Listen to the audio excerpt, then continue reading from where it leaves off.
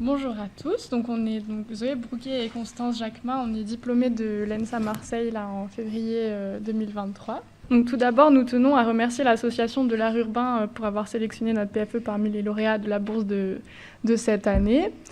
Notre projet de fin d'études s'intitule Médiathèque et Bricothèque, des réhabilitations au service de l'échange, de l'entraide et de l'égalité des droits. Et donc il se situe dans le quartier de la Belle de Mai à Marseille, qui est situé dans le 3e arrondissement. Donc c'est un quartier qui est situé pas très loin derrière la gare Saint-Charles, qui est encadré par d'un côté l'autoroute A7, en haut une double voie qui est très passante, qui est un viaduc, et puis à l'est on retrouve les voies ferrées. La médiathèque et la bricothèque que nous proposons sont pensées comme des lieux ressources qui s'appuient sur le réseau de solidarité préexistant du quartier. Et notre but est de renforcer et d'accompagner l'échange et l'entraide entre les habitants de ce quartier qui manquent d'équipements publics, de parcs, de logements dignes. Et ce sont des manques dont les pouvoirs publics ne se préoccupaient pas trop jusqu'à présent.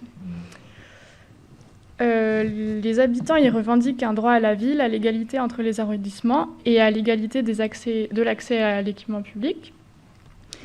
Et ils se battent aussi pour une réponse plus inclusive pour offrir du soutien aux personnes en situation précaire. Donc nous proposons 2 équipements de quartier qui fonctionnent en lien tous les deux et qui vont devenir des éléments connecteurs de ce réseau de solidarité. Donc premièrement, nous proposons une médiathèque qui est pensée comme un pôle de pratiques culturelles et citoyennes. C'est un équipement qui est attendu depuis longtemps par le quartier. Il y a beaucoup d'associations qui se sont battues pour avoir cet équipement dans le 3e arrondissement de Marseille. Et donc il va être réalisé à la Belle de Mai en 2026. Et le fait que ce soit un projet qui soit voulu par la mairie nous a permis de participer aux premières concertations de ce projet. Deuxièmement, il y a la bricothèque qui est pensée comme un projet complémentaire à la médiathèque et qui est constitué à la fois d'ateliers partagés, d'une ressourcerie et d'un ripart café. Ces projets sont pensés pour être co-conçus avec les habitants et co-gérés par la suite. Ces 2 équipements sont d'ailleurs liés à une maison du projet. Cette maison du projet est un lieu pour accueillir les usages propres à la co-conception et à réunir et archiver les informations et ressources créées lors de ces réflexions communes. Elle a aussi pour vocation d'informer et de diffuser les informations de l'évolution du quartier, ainsi que de permettre à tout habitant de prendre part aux démarches, projets en cours. Enfin, nous proposons aussi des logements de réinsertion qui sont liés à chacun de ces 2 programmes. Alors, pour cela, nous nous inscrivons dans 2 friches urbaines, une ancienne minoterie et un ancien bâtiment de manutention militaire. La réhabilitation de ces 2 entités est le point de départ d'une réflexion sur les connexions cheminement piéton et tram verte au sein du quartier, et plus particulièrement la connexion entre ces 2 sites. L'îlot de la médiathèque s'inscrit dans un tissu peu dense. Non, je pense que, comme on a dit, chacun avec un îlot qui offre beaucoup de vide en son cœur. Pour autant, il est peu poreux avec son environnement. Nous avons donc choisi de traiter le projet de médiathèque pas seulement comme un objet isolé, comme un bâtiment isolé, mais de travailler à l'échelle de l'îlot, en prenant ainsi en compte aussi un jardin qui sera rendu public et d'autres bâtiments en friche. Donc cette échelle, elle permet de donner de la fluidité à l'espace public en intervenant en différentes temporalités, de la suppression de clôtures à la création d'un nouveau cheminement urbain.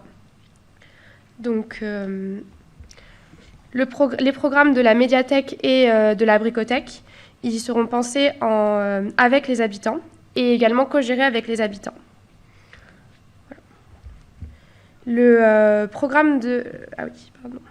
Donc oui, les espaces modulables permettront d'accueillir une grande diversité d'activités concernant les personnes de tout âge et de toute situation. Donc on y trouve aussi bien des ateliers artistiques que des formations proposées par les associations ou autres habitants du quartier. Une grande plage horaire d'ouverture des différents pôles permet aussi aux habitants d'en profiter pendant l'école ou après avec leurs enfants. Les espaces sont aussi adaptés à l'accueil des scolaires. Qu'on retrouve au rez-de-chaussée des espaces communs, un auditorium, la bibliothèque sur 2 étages et la maison du projet. On rencontre dans les étages des salles de travail, de formation, dédiées à l'informatique et des salles polyvalentes. Donc la bibliothèque s'articule avec un parvis dégagé qui offre des assises ombragées l'été et l'hiver. À l'échelle de l'architecture, l'approche est de conserver les qualités des bâtiments industriels, notamment les grands espaces, les grandes hauteurs sous plafond et les matériaux pérennes que sont la pierre, les charpentes en bois ou encore les voûtins en briques. Une déclinaison de patio de double hauteur et de puits de lumière est mise en place afin d'apporter de la lumière et de la ventilation naturelle au cœur des édifices sans compromettre leur réversibilité d'usage. Cela permet de les adapter au confort d'été et d'hiver. Ces éléments de construction sont réalisés en matériaux biosourcés, comme du pin local, de la laine de chanvre et de la laine de chanvre pour l'isolation.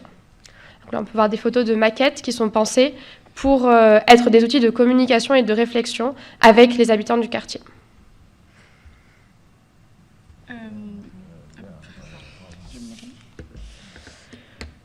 Et donc le deuxième équipement, qui est la bricothèque, qui est un programme complémentaire à celui de la médiathèque, notamment au niveau des ateliers artistiques qui sont complétés par des ateliers de couture, des ateliers de poterie et d'autres selon les propositions des habitants. Et on y retrouve également des ateliers pour travailler le bois et le métal. Le fonctionnement est entre la ressourcerie et les ateliers partagés. Donc là, on peut voir qu'il y a une grande cour qui est liée à cette bricothèque et qui permet de travailler à l'intérieur ou dehors et de faire des choses un peu... voilà. On voit donc des ateliers qui sont partagés, qui sont assez ouverts, qui permettent à tous les habitants du quartier de venir et de bricoler, d'apprendre de nouvelles compétences. Et lié à cette bricothèque et à cette médiathèque, on a aussi des logements de réinsertion qui s'établissent en lien direct avec la bricothèque. Je viens de le dire. On retrouve ces deux pôles et on retrouve avec ces deux pôles l'ensemble des services permanents pour le suivi des personnes en réinsertion.